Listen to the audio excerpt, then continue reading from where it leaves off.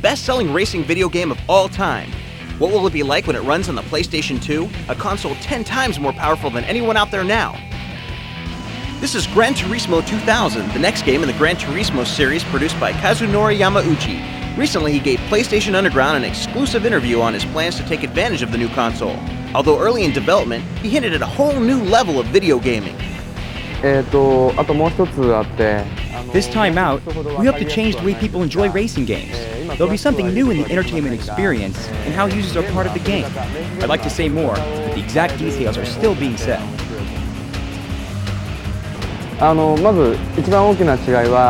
The biggest difference is that the PlayStation 2 will let us make the graphics and sound quality 100 times better. I want to create racing that's even more realistic than the racing you see on TV. For the first time, we can have open cars so you can see the driver. Perhaps you'll be able to choose your own helmet and racing suit.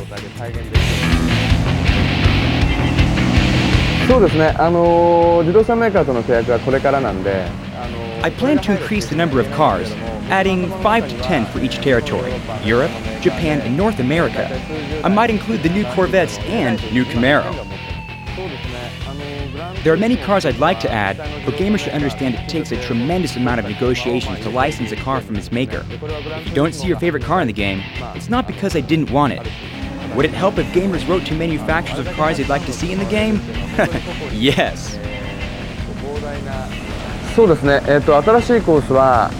Along with the new cars, I would like to add maybe 5 to 10 new courses, including dirt tracks and the drag racing mode. The PlayStation 2 gives us the power to change the weather as well as the time of day for each course. This will add lots of variety. We also now have the opportunity to develop a more advanced artificial intelligence.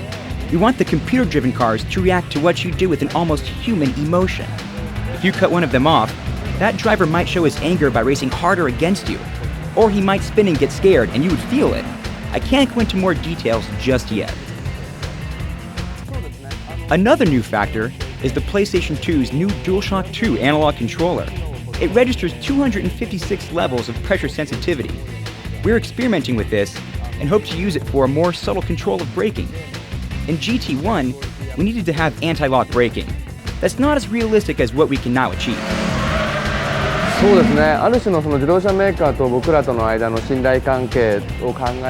Gamers always ask me if car damage will ever be visible. The manufacturers don't want their cars to blow up or be battered. I feel the same way, so that will not change. But I hope to create some effect that shows the user the extent of any damage.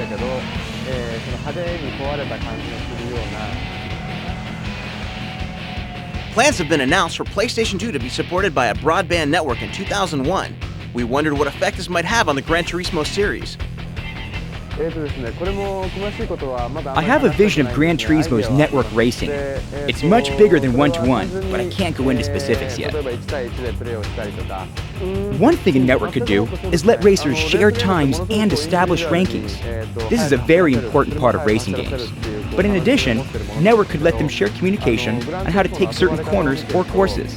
That is very important to me as well. Gran Turismo is fulfilling a love for cars that Yamauchi-san has had ever since he was a boy. Now in developing the series, he gets to travel the world and test its greatest cars on its most famous tracks. But he's made a discovery. Playing the video game has improved my real race driving versus the other way around. Just 2 days ago, I was on the circuit at Motegi in Japan, and I realized that my performance had improved drastically because I played Gran Turismo 2. You better keep sharpening your own racing skills, because when you drive Gran Turismo 2000 on the PlayStation 2, it's a whole new level of power and intensity. Do you have the reflexes to cut it?